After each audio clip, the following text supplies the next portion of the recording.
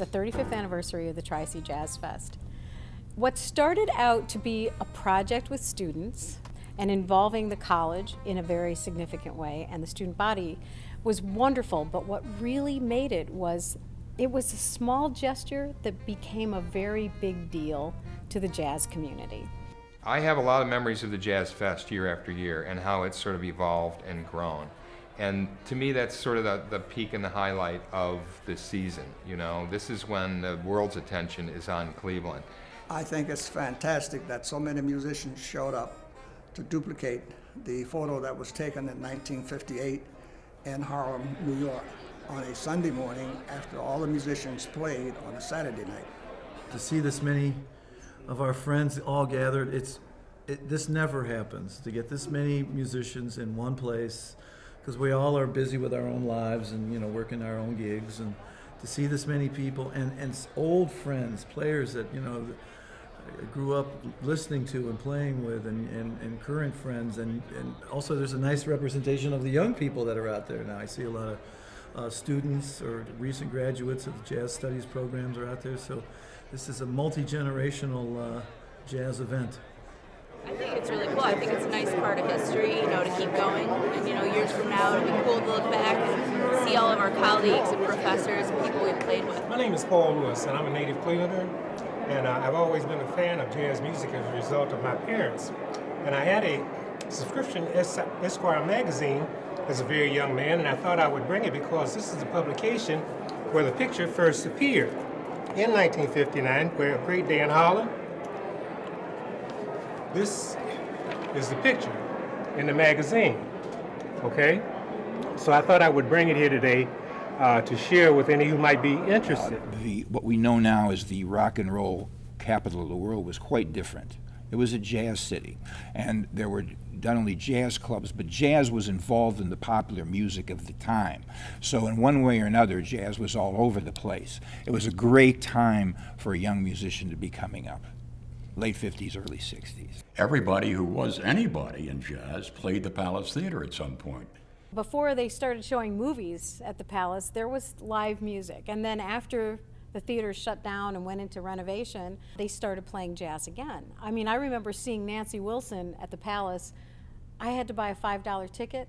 People were still like on scaffolding, working on the walls while you were there for the concert.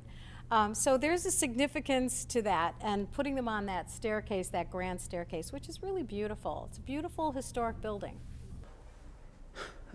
As a kid, I saw Harry James in this theater.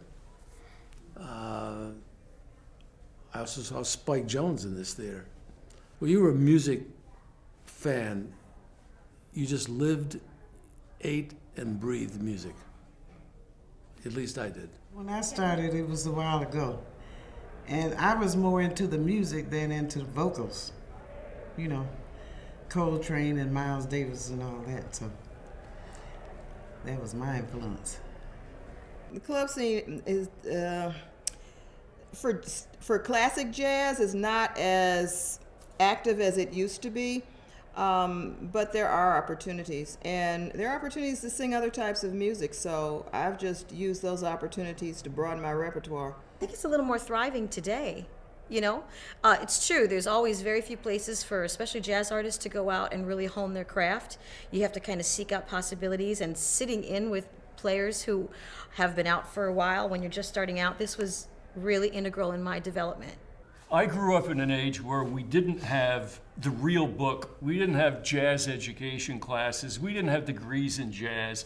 You listened to somebody, and you listened to somebody that you liked, and you tried to learn to do what they did. You tried to learn. I mean, I played with Charlie Parker dozens of times, and I've never met the man.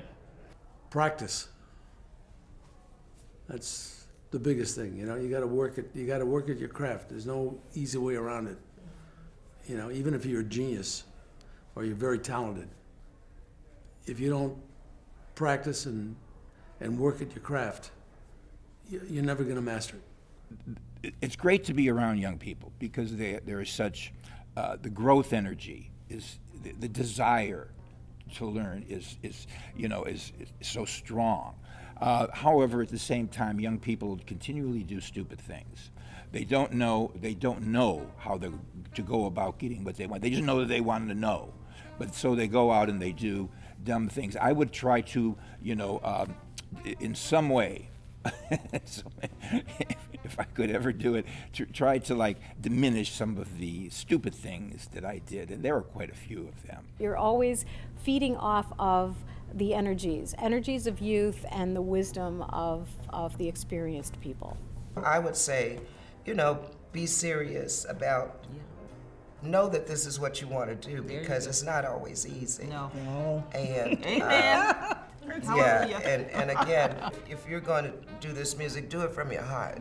Don't just sing a song because somebody like it. Sing a song because you like it. Because when you love it and you sing it, everybody else can feel that. So it comes from within. So that's my advice to a lot of singers that want to perform, but also not to be afraid to go around the musicians on jam sessions and ask, can you sing a song? Because I only knew 2 songs when I started. And, it worked for me. You knew 4. And it worked for me.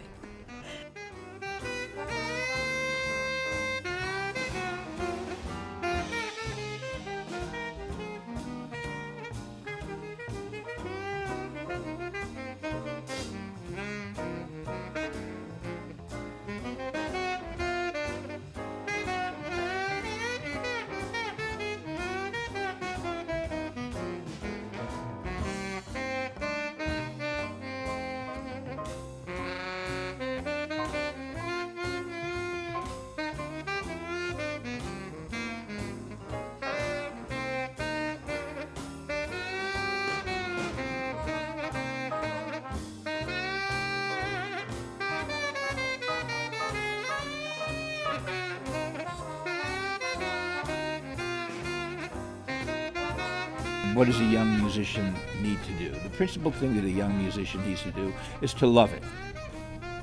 If the young musician loves this, has to do it because they love it so much, there will be a place for that musician, but you got to love it.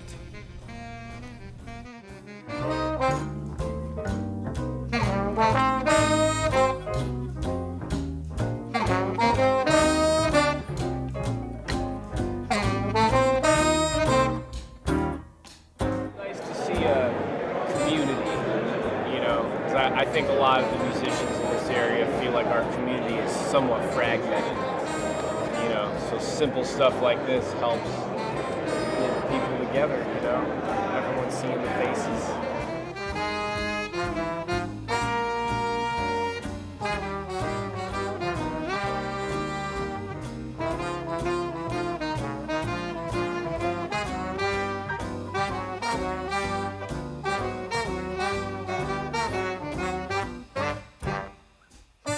Great day in Cleveland, just as it says. Absolutely. Because these musicians haven't seen one another for a long time. Some have never seen each other at all. In playing this music, we pass like ships in the night, all right? Because we're all working at the same time. And it's hard to get together. So here's an opportunity for us to see one another.